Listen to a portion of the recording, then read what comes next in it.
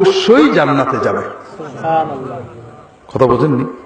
তাহলে আমরা কিন্তু ভুল করি, আমরা ভালো মনে ভালো নিয়েতেই কিছু ভুল করে ফেলি। যেমন নকলের সোয়াব, দস্তরখানের বা পাগড়ির সোয়াব বলতে বলতে এমন হয়ে গেল লুঙ্গি পরার কথাটা আর বলাই হলো না। কথা বুঝতে পেরেছেন? শবে বরাতের কথা বলতে বলতে এমন হয়ে গেল যে 5 ওয়াক্ত নামাজ বোধহয় আর দরকারই নেই, এরকম অবস্থা। এজন্যই আমাদের সমাজে অনেক মহিলা শবে বরাতে ইবাদত করে, 5 ওয়াক্ত নামাজ পড়ে না। আছে নাকি এরকম? কাকে ঠকাচ্ছে? আল্লাহকে? হ্যাঁ, নিজে ঠকছে।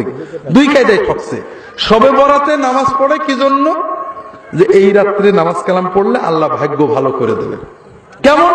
আপনার এলাকায় এমপি ভোটে দাঁড়াইছে, আপনি তার এমপি ছিলেন, কিন্তু জিতে গেল সে। এখন আপনি 6 মাস পরে আসলেন যে কাকা কি চাচা কি স্যার কি ভাই, আমরা আপনার আব্বা চাচা গোষ্ঠী আপনার জন্য কত কষ্ট করেছি আপনি চিন্তা করতে পারবেন না।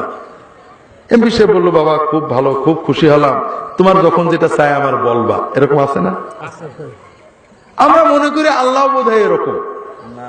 গত 12 মাসের 353 দিন আল্লাহর পথে থাকিনি, অন্যায় করেছি, ফরজ করিনি, নফল করিনি, আগামী বছরও করার কোনো নিয়ত নেই।